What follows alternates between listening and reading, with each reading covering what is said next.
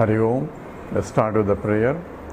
Om Samasta Jana Kalyane Niratam Karunamayam Namami Chinmayam Devam Sadgurum Brahma Vidvaram Vasudeva Sutam Devam Kamsa Chanora Mardhanam Devaki Paramanandam Krishnam Vande Jagadgurum Tvameva Mata Cha Pita Tvameva Tvameva Bandhuscha Sakha Tvameva Tvameva Vidya Dravidam Tvameva Tvameva Sarvam Amadeva Deva Tvameva Sarvam Gurudeva Deva. Hari Om. So the Acharya now answering the question, Ko nama bandhaha, what is bondage? Katham agataha, how did it came? So how does the bondage arises? So for that Acharya started discussing taking something other than myself is the cause. So why do I take something other than myself? Because I don't know myself. So when I do not have the knowledge of something, then I make a mistake.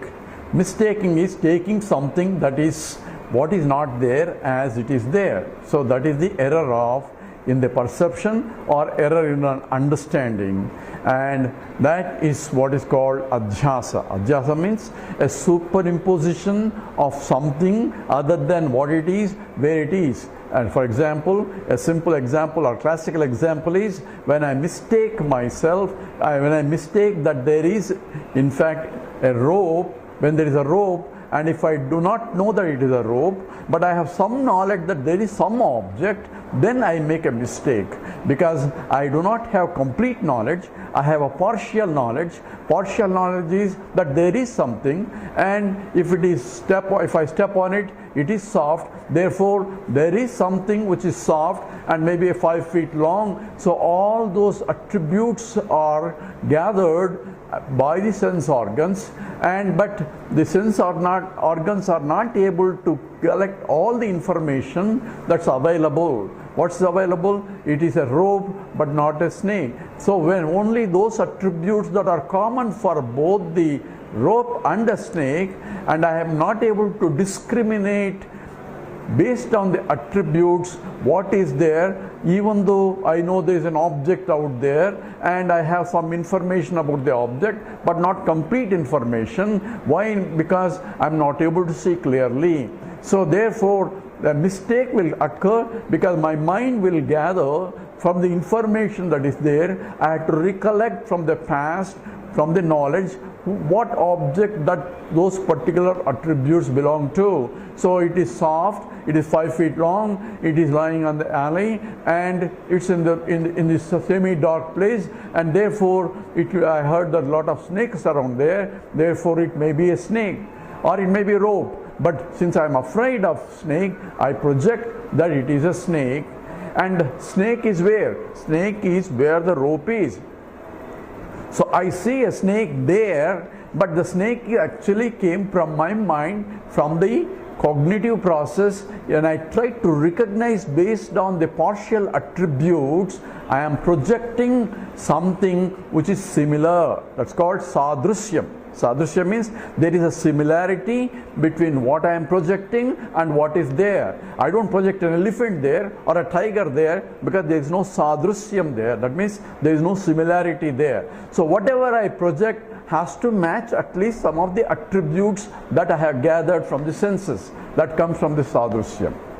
Now the question is, I am recollecting from my past the snake, because snake also similar attributes. In addition to that, there are a lot more additional attributes that are there which are not there. But I am based on whatever the attributes that I have, I take it as a snake because I am afraid and there is a security of myself that I want to be protected. Therefore, projection of the snake is better than projection of anything else because I want to be safe. So therefore, I project the snake where there is a rope. Where did the snake come from? Snake came from my memory. But where is the snake right now? I see snake there. So this is called adhyasa. Adhyasa means superimposition. What am I superimposing? I am superimposing what is not there and on what is there. What is there is a rope, but I am superimposing something other than what it is. The adhyasa is atasmin tad buddhihi. Atasmin, whatever there is there, that means here the buddhi of or the knowledge of the snake is being projected where the rope is. That's what is called adhyasa. Now where is the snake? Snake is where the rope is. So what is called, is it superimposition? It's not the snake is on top of a rope. So adhyasa means a superimposed error. Superimposition is not a physical superimposition. It is cognitively superimposed as though there is a snake there where the rope is. So therefore that is my knowledge. That is called prama. Prama means I feel that is a snake. So I am sure about it, therefore I go it as that is a valid knowledge for me based on the observation of partial attributes that the mind could gather. This is called sadrusyam. That means similarity is there. Not only that, I have a prior knowledge of the snake. I know how the snake looks like. I also know what rope is, but I am projecting the knowledge of previous knowledge of the snake where the rope is. So I am superimposing as though, it's not the superimposition, I am seeing, I am mistaking. So I am superimposing as though there is a snake there where the rope is. Therefore, it is coming from my mind. So when I discover the truth by using a proper pramana, pramana means proper means of knowledge. Until then I gathered this is real knowledge, that there is a snake there is a real knowledge. Until I get a doubt that it's not a snake or a rope, but that comes from somebody else's knowledge. Hey, there's a rope there, not a snake. So if it is a rope, why am I seeing a snake? That's also he questions. Yes, why are you saying a snake? It is a rope. So I want to confirm, because I am not having complete faith in his statements. I want to confirm it is indeed a rope but not a snake. So I take a torchlight and then project it when I get more information. So when I put a torchlight, so torchlight is now a pramana, a means of knowledge to reveal the object. Now I gather additional attributes of the object which confirm that it is not a snake but it is a rope. Now what happened to the snake? What happened? It went away where it came from. So if it is a real snake, it was gone, that means it's a real snake.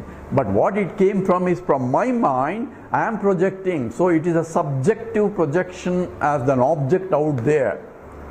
That is essentially the adhyasa. Adhyasa is as though superimposed on top of what it is there. It's not that physical superimposition, it is mistaking something other than what it is. So that is what is called atasmin tad buddhihi prabhavati, because of vimudasya, because of the lack of discrimination. Why I have lack of discrimination? Because the information was not sufficient to discriminate whether it is a rope or a snake in this case. And therefore I am taking something other than what it is. But that becomes a knowledge for me until that knowledge is negated by a better pramana. So therefore, whatever I take mistook, or it's for me that is a real snake there, and I am afraid of the snake. And when I see a snake and I am afraid, and if I am a heart patient, and if I might mistakenly might have stepped, the fear comes and the heartbeat. Those are actions that are results are coming, which are manifesting at the body level, which are more real compared to the snake there. Snake is only my projection, but it can have subsequent effects in terms of my breathing, and I'm running away, and all those secondary things because of the mistaken notion that it is a snake. I don't run away from the rope, but I'm running away from the snake because I'm afraid of snake, and I will warn everybody else, hey, don't go there, there's a snake out there. So all that activities that are generated as a result of the snake, results of the perception of the snake where the rope is. Therefore, this adhyasa not only in terms of manifesting, in terms of cognitively I am mistaking, but subsequently it will have other effects which are tangible effects in terms of my heartbeat, in terms of excitement and my running. All those resulting actions are coming from mistaking what is not there as what is there. And the question that will be posed is that the snake has to be there in my mind for me to project where it is. So if this adhyasa, if I apply to the reality that what we are saying, because I am mistaking myself because I do not know myself. That's a statement. Since I do not know myself, the ignorance of the fact, because of that I am projecting something other than what it is there. So ignorance is the root cause for projecting a snake where the rope is. If I know that it is a rope, then I don't project a snake there. And if it is partial knowledge, because I know little bit of it and I don't know completely story, then I am projecting something other than there. So if it is completely dark, then if I don't see neither snake or a rope, I don't have any vastu jnanam, then I have no problem. I don't project neither a snake nor a rope there because I don't see anything there. So therefore, complete ignorance is not a problem, complete knowledge is not a problem. Problem comes only if I have a half knowledge where I am mistaking something other than itself, that because of partial knowledge. And here also same thing happens because I know myself enough to make mistakes. And that's what we mentioned, that I have partial knowledge about myself. What's my partial knowledge? I know I am existing entity and I am conscious entity, but I do not know that I am Ananda also. I am a happy state. I am the nature of happiness itself. That's why I am not looking for existence. I am not looking for happiness. I am looking for happiness in every object. So all my life itself is only going after happiness. So whatever I do or whatever I don't do, pravrutti or nivrutti is only to gain happiness only. That becomes the root cause of my life itself. So all my life struggles is what? Not to reach Brahman, not to reach God, not to realize something. All that is only a secondary explanation. What I want is happiness. Hence, in the Brihadaranyaka Upanishad, the teacher, the husband, Yajnavalkya, tells to Maitreyi, his wife, the student, says, Atmanastu kamaya sarvam priyam bhavati. Oh Maitreyi, for one's own sake, everything is loved. I love something because I love it because it brings me happiness. What I love is happiness only, not any object or any other person. Husband doesn't love his wife. What he loves is happiness that she brings in. The wife doesn't love her husband. What she loves is the happiness he brings to her life. So what we love is happiness, and that's what we are longing for in every object and every person. All that is, I am seeking happiness because that's what I don't have it, that I assume. But analysis shows that happiness doesn't come from outside. So therefore, the mistaken notion is there that our partial knowledge is the cause for projecting what is not there as what it is. I am projecting that this object brings happiness, that object brings happiness, and I am trying to gather that object. When I gather the object, I realize that I am still unhappy, I am still an inadequate person, so I want something else. So I am still keep projecting all the time, thinking that happiness is there, happiness here, and all my whole life is rat race, and one day I kick the bucket with the notion that I have not reached what I want. So again same, because this happiness that going after makes me depend on something, and that's how the vasanas and other things come into picture that we are looked at. Therefore life after life after life I am going after in seeking happiness. Happiness is not any object, happiness is only myself, and happiness is only when I am full and complete, because then I won't be long.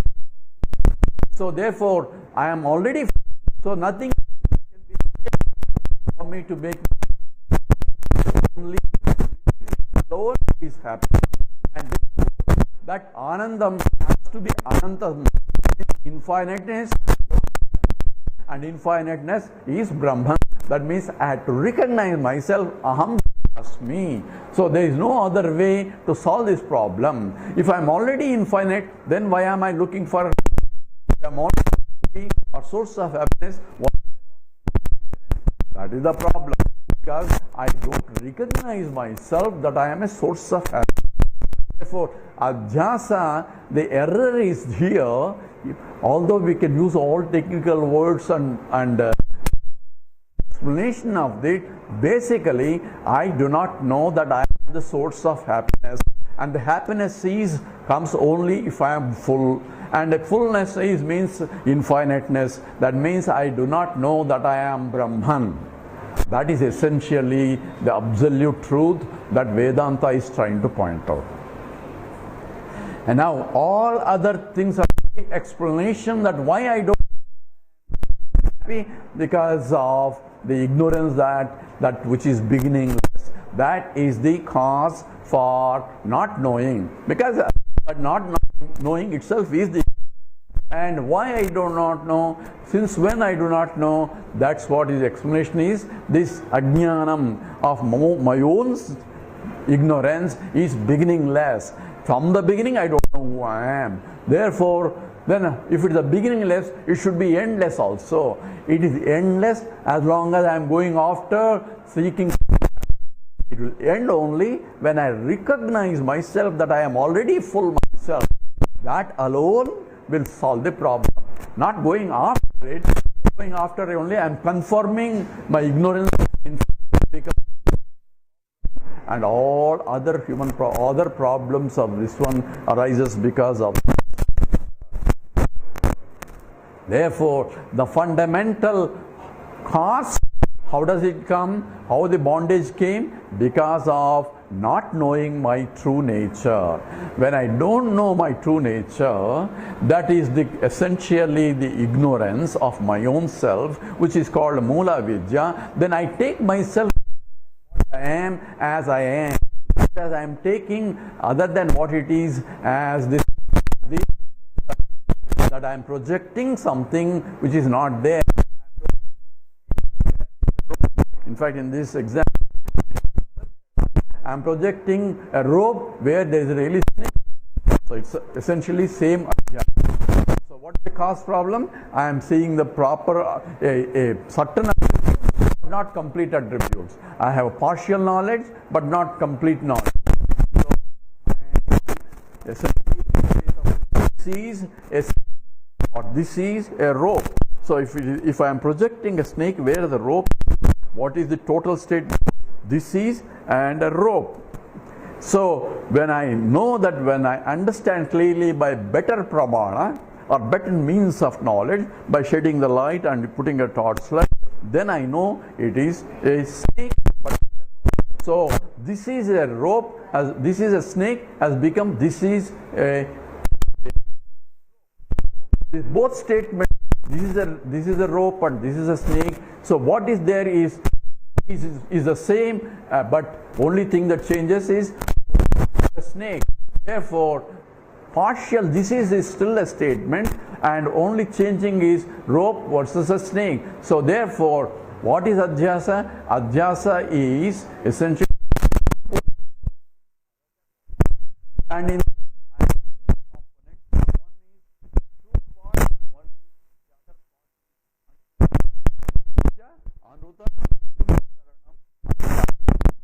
so therefore,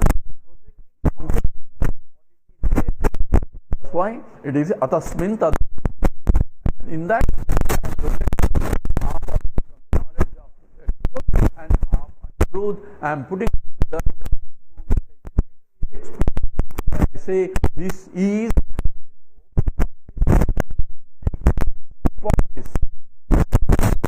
partial is changed under snake. In the case of the fundamental, this aham jivosmi, I am a jiva. So I am is a still regular part, correct part, or the satyam part, and jivosmi is that means I am an individual local entity. That is jivosmi. With the knowledge of Vedanta, I had to understand I am full by myself.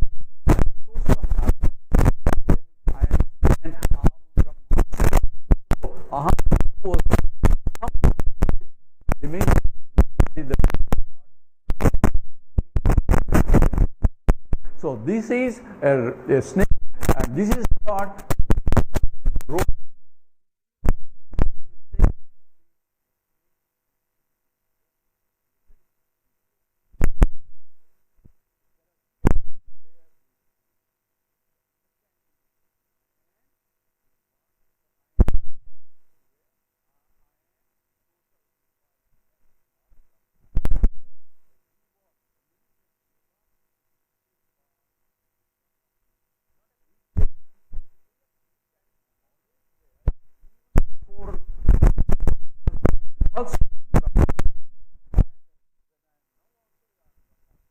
it's only realize that by reanalyzing it, what in the direction that we have, I recognize aham brahmasmi,